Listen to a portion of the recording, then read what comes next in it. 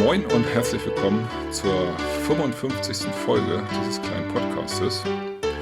Und die 50. Folge haben wir gar nicht so recht zelebriert. Deshalb zelebrieren wir heute die 55. Folge umso mehr. Und da haben wir zwei ganz tolle Gäste. Wir haben die komplette Besatzung des Bier und Bahn Podcasts. Ich begrüße einmal tief im Süden den Daniel. Moin Daniel. Servus, grüß dich. Und ebenfalls im Süden, aber eigentlich ja Nordlicht. Deshalb moin Meister, ne? Moin Meister, Flo. einen wunderschönen. Ja, ich freue mich, dass das geklappt hat mit euch beiden. Und weil ihr beide ja einen Bahn-Podcast macht, sprechen wir heute über Autos. Ja, Das ist gut, das ist mal Abwechslung. Endlich mal was anderes. Nein, wir sprechen über die glorreiche Playmobil-Eisenbahn. Der Start war groß und dann 1997 ging es dann so ein bisschen nach hinten, da kam dann RC. Aber da sprechen wir gleich nochmal drüber, wenn wir die Sets angucken. Wie sind eure Erfahrungen so? Was habt ihr so? Also ich persönlich habe gar keine Berührungspunkte tatsächlich mit dieser Eisenbahn gehabt. Echt? Ich habe zu früh eine H0-Anlage gekriegt und H0 auch noch? Ja. Oh, weh. Ja, jetzt weiß ich auch, was da schiefgelaufen ist. Ja, das war das Problem, ne? Und dann war der Platz weg und dann stand da H0. Ja. Und als die wegkamen, dann kam ja Gott sei Dank die Spur hin. Ja, Berührungspunkte. Also du hattest ja gefragt, ob wir teilnehmen wollen an der Folge. Und dann dachte ich mir, ja, Playmobil, da habe ich irgendwie gar nichts zu sagen, bis ich dann mal Revue passiert habe und dann gemerkt habe, ja, das gab ja halt die Zeiten, wo dann die Kooperation mit LGB war. Und dann ist mir auch eingefallen, wir hatten früher auch ganz viel davon.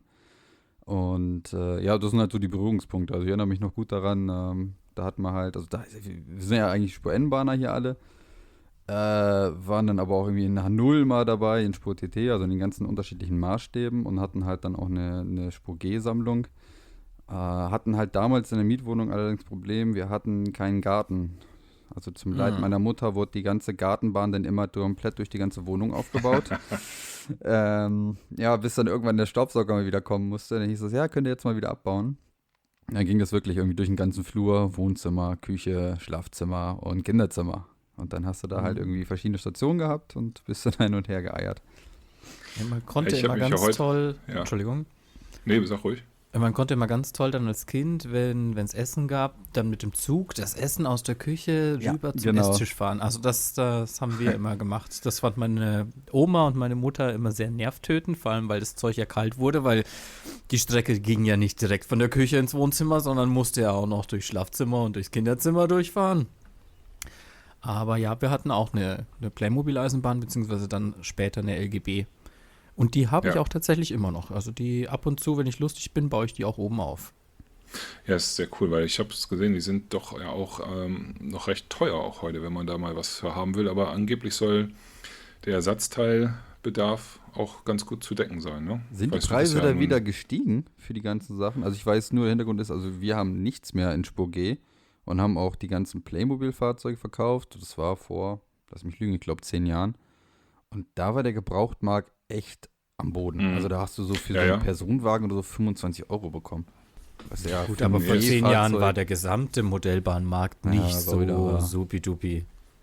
Genau, also es ist tatsächlich so, wir kommen ja auch noch auf das ein oder andere Set zu sprechen und ich weiß zum Beispiel, dass Lars sehr lange nach einer bestimmten Lok gesucht hat und wirklich lange gebraucht hat, bis er sie mal unter 200 € bekommen hat. Okay. Von daher, das ist schon, also ist es nicht, also die alten Sachen, ne? Die neuen natürlich nicht. Ja gut, da muss man aber auch sagen, also was sind 200 € in der Modellbahnbranche? Also ja, ne, ja, wir sind ja natürlich halbwegs im Spielzeugbereich. Ja. Ne? Das ist natürlich so ein bisschen, aber so im Ganzen ist Playmobil alles, was ein bisschen älter ist, was wirklich sehr gut erhalten ist, da rufen die schon einen stolzen Preis für auf. Die Frage ist natürlich immer, ob man es bezahlt, ist ja wie bei uns genauso. Ja, gestern auf der Börse für 400 € eine Lok, wer sie unbedingt will, der bezahlt vielleicht, aber der Normalverstand... Eine gebrauchte analoge Lok, musst du dazu sagen. Genau, die mal 59 oder 69,90 gekostet hat. Ne? Ja, aber das ist ein anderes Thema. Wer das Geld über hat, der schmeißt es dann vielleicht raus. Das ist ja mal eine Frage der eigenen Prioritäten und wie viel einem das selber wert ist. Also niemand braucht 4 Mozarts, ne? Weiß ich jetzt nicht, was du meinst. Ja, das ist die Diskussion führen wir ja gerade generell so. Wie hat Jonas gestern erzählt, sein Neffe hat zu ihm oder sein Patenkind hat gesagt, er hat zu viel. Und jetzt schönen Gruß an Jonas, verkauf nix, ne? Ja. Flo, das müssten wir ihm austreiben. Na, da ist der Igel ja sowieso schon am Start. Ja. Grüße. Aber er ärgert sich nachher nur wieder, dass er dann alles verkauft hat und kauft es dann teuer wieder zurück. Ja, ihr seid neu hier. Ihr seid sozusagen ein Blind Date für die Zuhörer. Mhm. Blind Date. Und ihr habt jetzt ein Blind Date mit 10 Playmobil-Artikeln aus der Eisenbahnbranche, sozusagen aus dem Eisenbahnuniversum. Und ich werde euch jetzt nach und nach diese 10 Artikel schicken und ihr dürft die ranken. Immer abwechselnd. Und dann könnt ihr sie zwischen 1 und 10 irgendwo hinsetzen. Und danach könnt ihr ja mal eben ein bisschen dazu sagen, ob ihr das Set vielleicht sogar selber hattet und was euch daran gefällt oder was nicht. Und ja, wer von euch beiden möchte anfangen? Ich bin einfach, generell muss ich jetzt auch einfach sagen, oder guck mal, Kritik äußern, ich bin sehr untröstlich, weil du hast als Testrunde uns einen Artikel geschickt, eine Log, und die wäre bei mir sowas von in die Top 3 gelandet, die hat es nicht mal reingeschafft. Also, was soll denn jetzt noch kommen, Tobi? Ja, was soll kommen? Das ist die gute Frage, ne? Wollen wir gut anfangen oder schlecht anfangen? Ja, hau einfach mal was rein, aber wir können ja auch, doch raus, wir können das nicht, ja irgendwie zusammen auch ranken, oder? Das muss ja...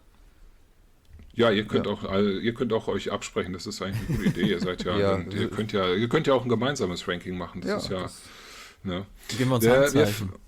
Wir fangen an mit der Artikelnummer 4053. Ach, die? Dem Arbeitszug.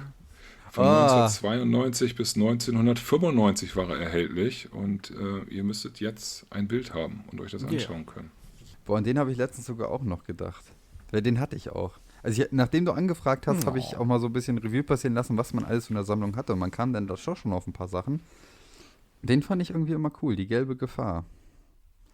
Okay, und jetzt sollen wir dir eine Nummer von 1 bis 10 sagen, obwohl wir noch gar nicht wissen, was als nächstes für 9 Bilder kommen. Du hast das Prinzip dieser Folge, glaube ich, verstanden, Daniel.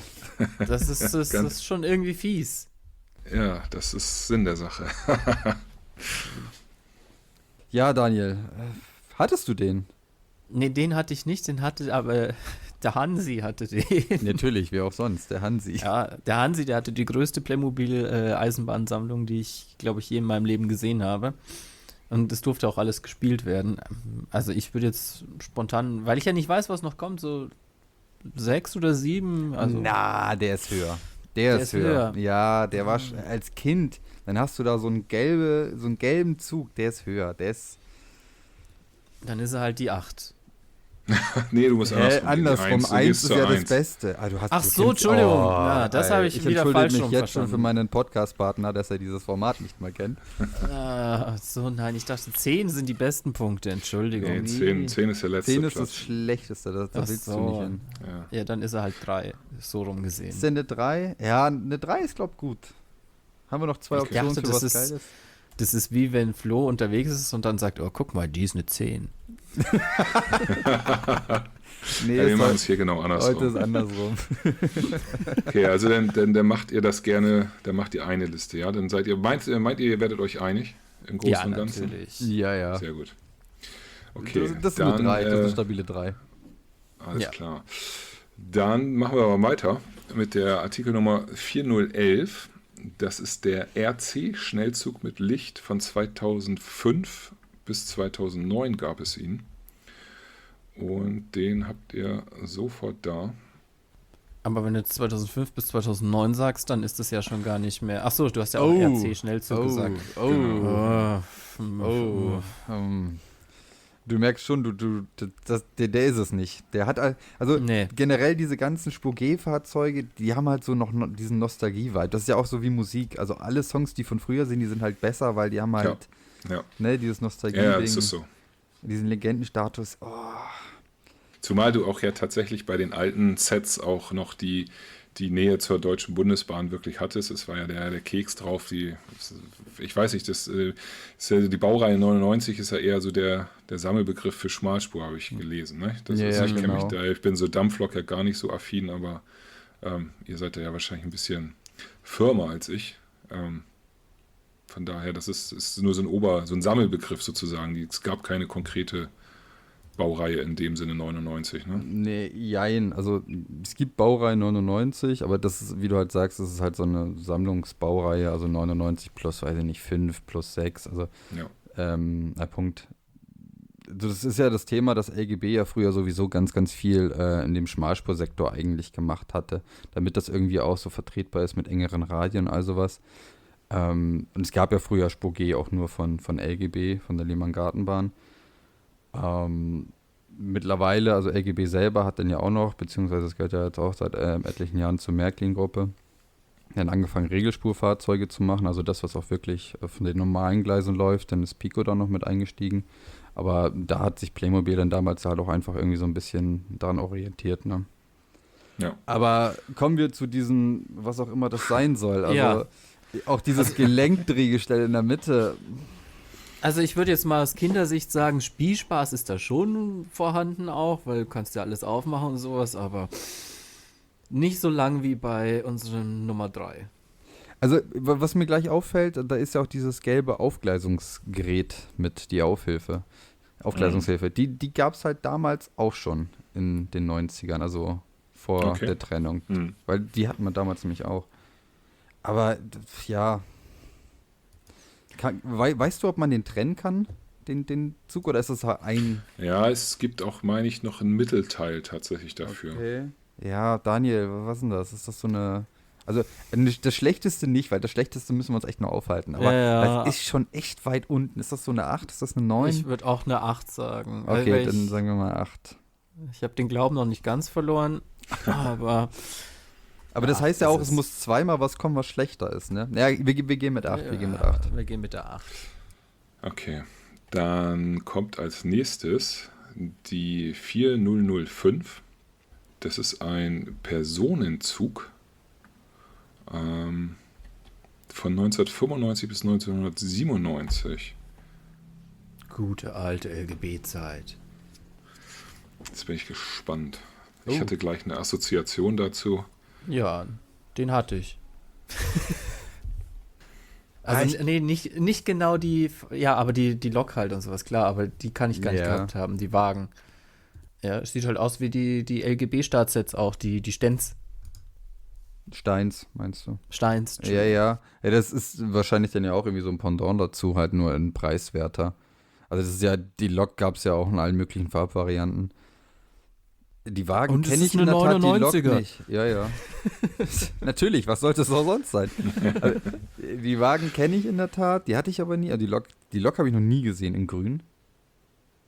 Geil fand ich halt auch, wo ich mir jetzt das Dach angucke, die hatten halt auch nur ein Dach für alles. Also das Dach gab es auch für die Diesellok. Diese rote. Da war es, glaube ich, nur grau oder beige. Also die hatten halt manchmal so ein Formteil dann einfach nur für eins immer für alle Loks durchgenommen. Boah, das ist eigentlich ganz cool, aber da fehlt mir so selber halt der persönliche Bezug zu. Also ich hatte viele lustige Stunden damit. Vor allem, du konntest ja auch bei den, ich weiß jetzt nicht, ob es genau bei den Wagen geht oder auch nur bei dem Vorgängermodell oder mit der anderen Bedruckung. Du konntest ja auch immer andere Aufbauten ja drauf tun. Und da gab es dann auch immer so Zirkuswagen. Und wir hatten aber nicht genug Fahrgestelle, deswegen mussten wir das immer umbauen. Also das musste dann immer der Zirkuswagen aufbauen. Ich weiß auch gar nicht, wo wir diese Aufbauten her hatten, weil normalerweise ist es ja ungewöhnlich, dass du nur die Aufbauten hast und keine Fahrgestelle. Also für mich ist da schon ein bisschen emotionaler Wert mit drin. Aber würdest du sagen... Also eine 2 oder eine 1 ist es nicht, nee. Okay, gut. Ja, ich hätte das so jetzt auf eine 5 gesetzt. Vielleicht auch eine 4. 4 ist für mich vollkommen fein. Gehen wir mit. Ja. Aber was ist eigentlich, also was ist das für ein Zug? Was ist so die Artikelbeschreibung? Gibt es da? Personenzug mit Dampflok. Achso, da gibt es jetzt nicht irgendwie so, das ist so der einmal quer durch Deutschland Zug. Ja, mit Leuchtturm, Alpenexpress. Ja. Okay, also einfach nur Personen. Wieso, da sind doch ganz viele Berge. Wieso siehst du denn? Ja. Leuchtturm auf dem ersten Wagen, Daniel, direkt in der Mitte, da ist ein Leuchtturm. Aber guck mal, da ist direkt daneben ist ein Berg. Das ist ein Leuchtturm Alpen-Express. Ah, sehr gut. Genau. Ja, 4. 4. Ja, machen wir den mal solide auf die 4. Guck mal, dann geben wir danach gleich die Nummer 4000. Und das, jetzt werdet ihr euch freuen, ist ein Personenzug. Mit 2 Anhängern. Wenn du mir jetzt genau die gleiche Personenzug hier in einer anderen Lackierung hinhaust, ne? Da gehe ich aber sowas von raus. Warte. Ja, natürlich ist es der gleiche in einer Lackierung. Großartig. Das ist der Le Trembleu. Jetzt haben wir das Problem, weil das ist halt das Set so auf Bundesbahnmäßig angelehend. Also genau, auch mit einem BB-Kicks auf den Wagen. Also halt, es ist alles das Gleiche, halt nur in einer Lackierung. Danke dafür. Jetzt ist ein bisschen realistischer, in Anführungszeichen, ne? Ja, es ist jetzt, also für mich ist das so ein Problem, weil das Set finde ich cooler als das, was wir davor hatten. Aber das ist halt eigentlich auch keine 1 oder 2. Nee. Aber das ist zum Beispiel, die Fahrzeuge hatten wir alle. Das ist jetzt wieder so auch das Persönliche. Ich dachte, die Lokk hast du noch nie gesehen? Ne, in der Lackierung. Also ich habe die noch nie in grün gesehen. In der aber in Schwarz siehst du die ja zu häufig. Die hatten wir auch ein paar Mal. Ja. Ja gut, aber uns bleibt ja nichts anderes übrig als die 5, ne? Oder die 2. Oder die 2. Ja, dann würde ich aber eher zur 2 gehen. Das ist schon Kult, das Ding. Also, wenn ich halt irgendwie an Playmobil Spur G denke ich automatisch an diese Wagen und halt irgendwie auch an diese Lok. Also ich würde es mal ein bisschen fair machen, ne? Es ist die letzte Dampflok in unserem kleinen Spielchen. Das macht es für mich einfach auch gar nicht einfacher, weil ich bin eigentlich nicht so der Typ, der auf Dampflok steht, außer wir fahren selber mit einer mit. Oder halt werden gezogen von einem Krokodil, das eine Dampflok zieht. Gab's auch schon. Ja, Daniel, 2 oder 5? 2. Okay, wir nehmen das auf die 2. Oh, das werden wir, glaube ich, bitter bereuen. Oh mein Gott, da werde ich heute Nacht nicht schlafen können, wenn da jetzt irgendwas kommt hier. Stell dir mal vor, wir müssen so irgendwas richtig Geiles und schlecht ranken. Okay, wir nehmen es auf die 5. Wir gehen jetzt auf die 4370. Das ist Bahnsteig mit Wartehäuschen. Von 1981 bis 1988 hatten wir das. Und, Moment, gleich ist es da. Da habt ihr es. Ja, das fällt mir jetzt irgendwie so aus der Reihe raus. Oh, aber diese Zuglaufschilder kenne ich auch, die hatte Hansi auch. Oh ja, wir hatten die Bahnsteige hatten wir. Das Häuschen nicht, aber die Bahnsteige waren immer geil. Aber es ist halt jetzt so ein Zubehörartikel. Also das. Wir sind tatsächlich, wir haben nicht nur Züge, sondern wir haben auch ein bisschen Zubehör. Das muss ja auch dazu. Du fährst ja nicht nur durch den nackten Garten. Ne? Daniel, ich hau einfach mal raus. Das ist eine 7. Also das ist jetzt nicht schlechter als dieser komische ICE-Verschnitt, was es da ist, als RC, aber das ist jetzt auch kein Highlight. Also wir haben die 5 ist ja.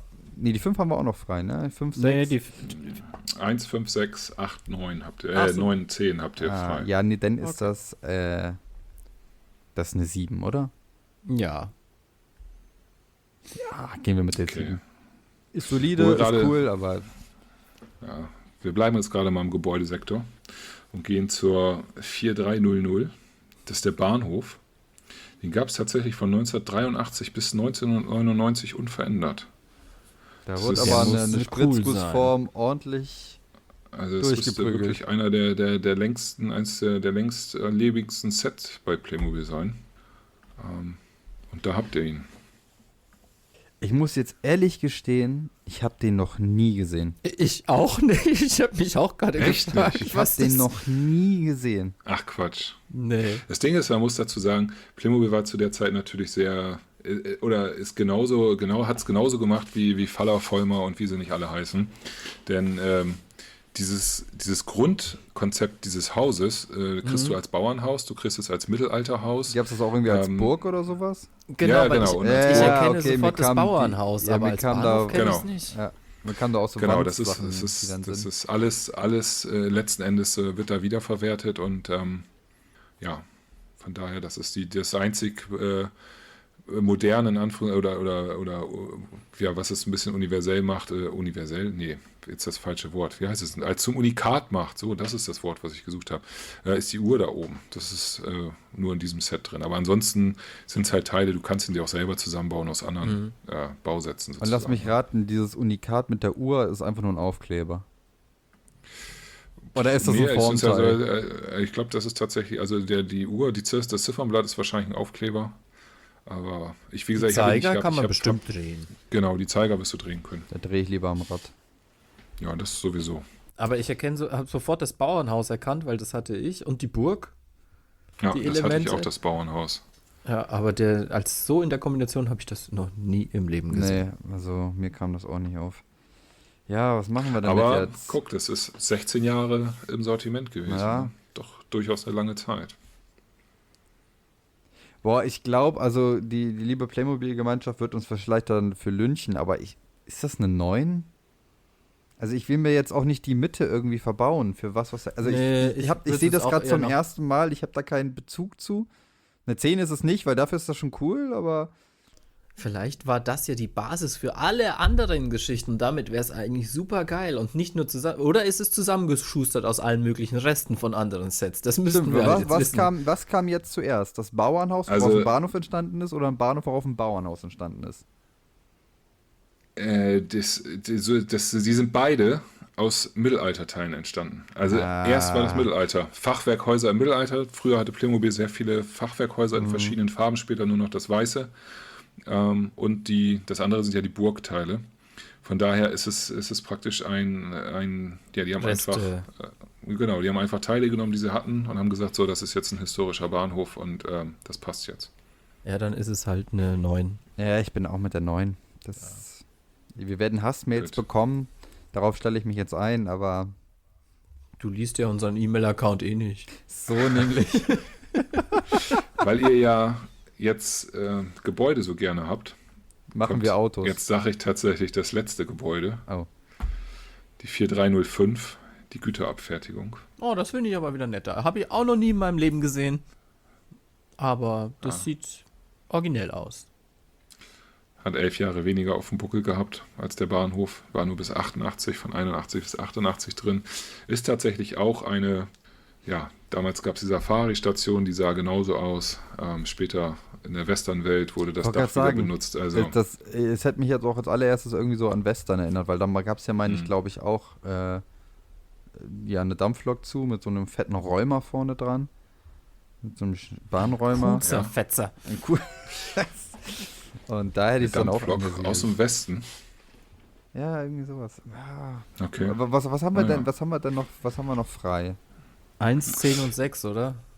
1, 5, 6 und 10. Ich hoffe, dass noch was kommt, was richtig reinkackt. Das ist eine 6. Ja, in Ermangelung der Alternativen würde ich auch 6 sagen, ja. Also ich finde das Ding ist cooler als der Bahnhof. Ja. Eine 10 ist es nicht. Also das ist eine 6. Okay. Dann haben wir noch offen die 5258. Das ist der RC Güterzug mit Licht und Sound von 2012. Also, ich bin gespannt, wie euch das gefällt. Wahrscheinlich gar nicht.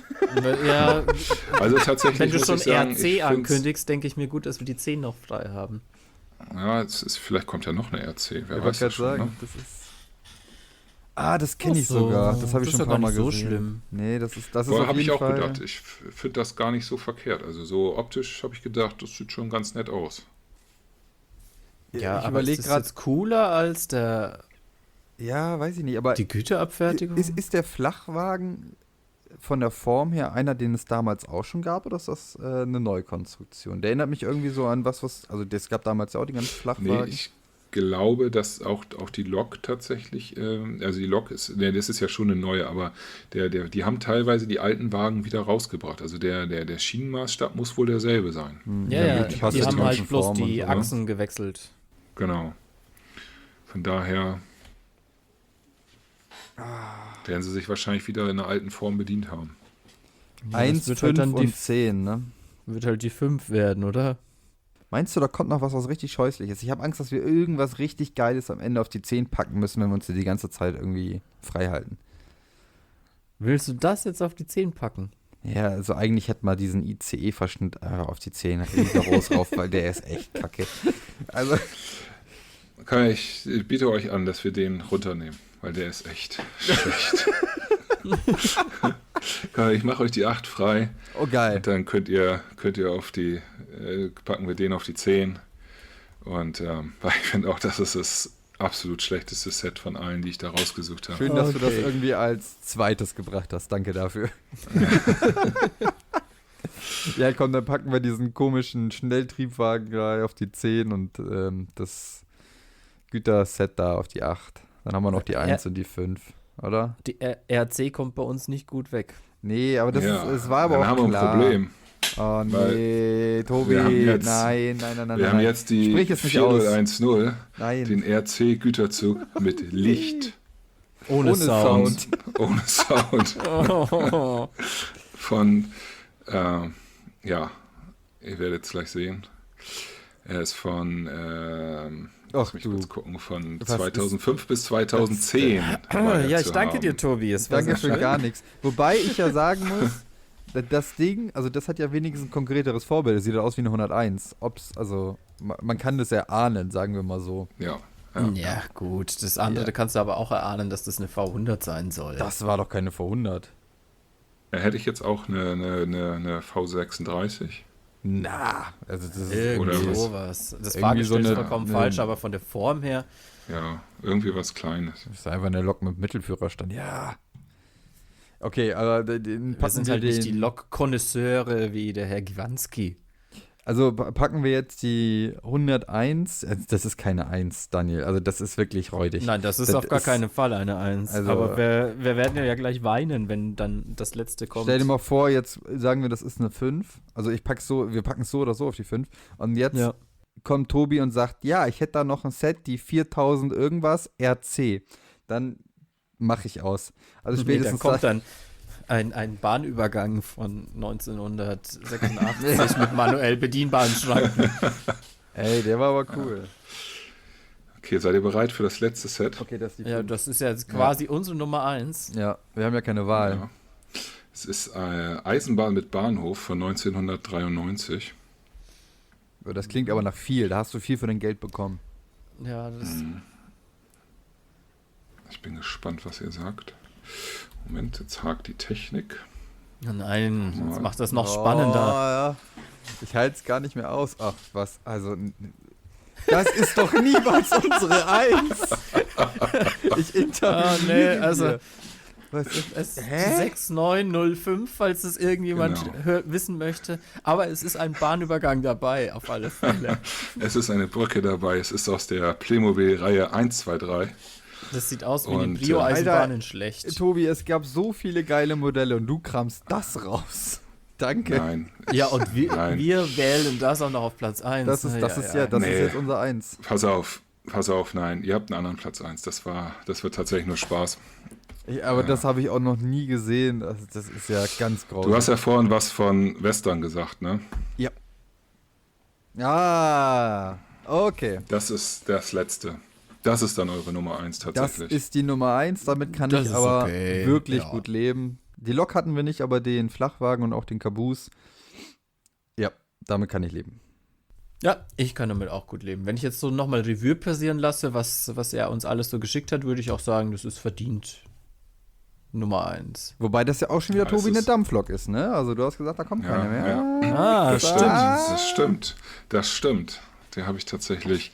Es ist aber ja auch so ein bisschen andere Welt in Anführungszeichen. Ja, das stimmt. Und, in Amerika dampft es anders.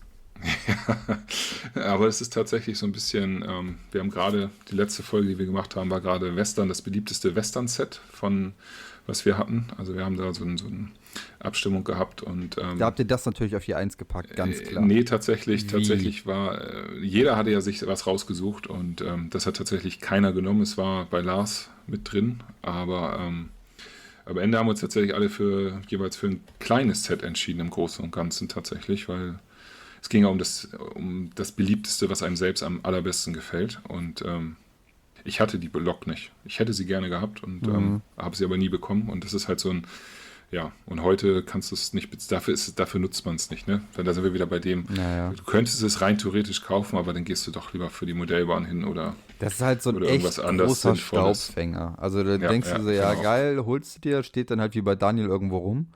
Ja, und kannst du halt alle 2 Monate mal anstauben. Ich habe heute zufällig den Held der Steine gesehen, der hat von Blue Bricks das Schweizer Krokodil gebaut. 9000 Teile, 1:18 Maßstab. 7 Kilo. Es ist brutal. Es ist Wahnsinn, ne? Ich finde die vor 100 Jahren immer noch geil von Blue Bricks. Da denke ich mir manchmal auch so für die Firma, für den Schreibtisch, aber warum? Die bringen jetzt demnächst eine V200 raus. Mal gucken. Ja. Also es ist wohl ähnliche Teileanzahl. Aber das ist natürlich, du kannst das bauen. Das macht sicherlich sehr, sehr viel Spaß. Ja, aber das war's wo dann stellst auch. du es hin? Das ist 1,20 Meter lang und 7 Kilo schwer. Das kannst du auch nicht mal eben so. Ne? Das transportierst du ja auch nicht von hier nach da. Also von daher, ja. Ja, aber das war auf jeden Fall hier so eine bunte Mischung. Also so 1, 2 Sachen sind mir da noch eingefallen, die ich hier doch so ein bisschen sträflich vermisst habe, muss ich jetzt sagen. Ja, Diesellok habe ich vergessen, ne? Aber es gab zum Beispiel auch so ein Schotterwagen oder so ein Kipplore. Also der hatte so Wannen drauf, die du drehen konntest. Und da gab es damals auch noch mitten in dieser Packung diese Steine mit. Die waren dann nach einmal Spielen immer weg. Also die hast du nie wieder gefunden. Die hat dann auch immer der Sauger eingesaugt. Ja. Aber den fand ich auch mal ganz cool. Ja, ich hab gesehen, es gab ja wirklich sehr viele Wagen, aber ich habe gedacht, für die Wagen, da wird es nachher dann echt, also die Vergleichbarkeit geht so ein bisschen verloren dann, ne? Wenn du dann, ja gut, du hattest ja auch irgendwie dann so diesen G-Wagen, also diesen ganz normalen Güterwagen mit Bretterverschalung, den gab es ja auch in zigtausend Lackierungen. Die gab es in grün, in grau, in blau. Zirkuszug, wir hatten einen mit so einer, also als Fahrradwagen, da war dann so eine Landschaft mit Fahrrädern drauf. Also die gab es ja auch zuhäufe, die Dinger. Ja, und du hast die Kesselwagen, gab es noch. Stimmt, die Kesselwagen, die gab es auch noch. Die hatten wir ja mal befüllt. Mit Bier. Ja, klar. Also genau, der kleine Flo. Hat damals schon am Tropf gehabt. Ja, und dann gab's noch von auch so einen Schwerlastwagen mit so einem MAN-T-Träger drauf. Mhm. Und mit Röhren gab es auch so einen Flachwagen. Genau, Röhren gab es, glaube ich. Also es gab damals, das war schon recht groß. Ne? Auch die Kooperation war ja dann doch recht groß scheinbar damals. Ja. Und ist eigentlich schade, dass das dann so, wie so vieles dann irgendwo auseinanderbricht. Aber die war ja die generelle Zeit der Modellbahn, die so ein bisschen da nach unten ging. Ne? Ja gut, da so Ende der 90er, Anfang 2000 hat es halt manche Firmen erwischt, die dann so in die Insolvenz sind oder sich gerade noch so retten konnten. Das war jetzt nicht unbedingt so die beste Zeit, das stimmt schon. Naja, ich hoffe, ihr hattet aber eine gute Zeit. Ja, definitiv. Mir fällt gerade noch ein, das fand ich irgendwie immer lustig, wenn du so mehrere Loks auf einem Gleis hattest, also damals gab es ja auch keine Digitaltechnik oder sowas, dann haben wir einfach immer unter diesen Schleifer, unter diesen Stromabnehmer unten einfach so ein A8-Papier runtergepackt und dann waren die stromlos. Sah mal absolut kacke aus, aber du konntest so mehrere Loks auf einem Gleis abstellen. Ja, das haben wir auch so gemacht, ja. Ja, man muss sich nur zu helfen wissen. Ja, früher war alles noch einfacher. Oh mein Gott, früher, sagt der 28-Jährige. Ja, sag gerne nochmal 27. Mittlerweile hört man das hier wieder gern. Also du bist ja fast 30, ne? Das habe ich jetzt einfach mal gekonnt überhört. Wie weit ist es denn, wenn du dann, musst du dann auch da unten fegen eigentlich? Es ist ja egal, ob es hier unten den Brauch gibt oder nicht, aber ich habe ja sehr liebevolle Eltern, die diesen Brauch von oben einfach nach unten bringen. Also ja. Das wird sicherlich sehr spannend. Dann müsste ich mir schon was einfallen lassen. Zum 30. fegen? Bitte? Also ich kenne diesen Brauch nicht. Was musst du fegen, gibt's den in Süddeutschland also nicht. Nee, das ist eher so hier im Bremer Umland. Wenn du mit 30 noch nicht verheiratet bist, dann musst du als Mann fegen, eigentlich vor dem Bremer Dom, vor den Domtreppen. Da werden dann zum Beispiel Kronkorken oder so, ne? Werden dann da hingeschmissen und dann darfst du die zusammenfegen. Meistens fängst du dann mit einer Zahnbürste an und wirst dann irgendwann, da laufen die Leute halt durch. Und irgendwann musste ich eine Jungfrau freiküssen sozusagen. Und also die Frauen müssen Klinken putzen. Genau, du kriegst halt zu diesem Fegen immer größeres Werkzeug, wo du denkst, okay, jetzt geht's bergauf. Also ich kenne zum Beispiel auch mit Sägespänen oder sowas. Aber das Werkzeug wird, je größer es ist, eigentlich immer beschissener. Also zum Beispiel kriegst du dann irgendeinen normalen Besen, wo aber bis auf 3 Borsten alle weggeschnitten sind. Ja, richtig. Also, ja. Du schaffst es gar nicht, irgendwas zu fegen. Und selbst wenn du sagst, okay, du hast es jetzt zusammen, läuft da irgendjemand durch und verbreitet alles wieder, dass du wie von vorne anfangen kannst. Es ist dann, meistens sind es dann auch Passanten, die dann gerade, es ist nicht unbedingt nur die eigene Freundes- und Familienwelt, sondern es sind dann auch die Passanten, die vorbeigehen. Also es ist sehr weit verbreitet und wie gesagt, die Frauen müssen Klinken putzen, bis sie erlöst werden, dann auch vom Dom eigentlich, aber dann halt auch, was du sonst so gerade hast. Und im Schaltjahr ist es andersrum. Da dürfen die Frauen fegen und die Männer Klinken putzen. Na, dumm, dass es Schaltjahr erst war. Das kriegst du nicht mehr hin bis zu deinem 30. Gott sei Dank. Willst du lieber fegen als Klinken putzen? Na, mir ist das doch alles wurscht. Ich versuche ja beides vielleicht noch zu umgehen. Okay, ja dann. Schauen wir mal. Ist ja noch ein bisschen Zeit. Genau. In diesem Sinne hat es sehr viel Spaß gemacht mit euch. Ja, schönen Dank für die Einladung. Es war mal unterhaltsam, auch mal für eine Podcast-Folge nichts vorbereiten zu müssen, sondern sie einfach mal reinzusetzen. Ja. Und können wir gerne öfter machen. Das war ganz angenehm.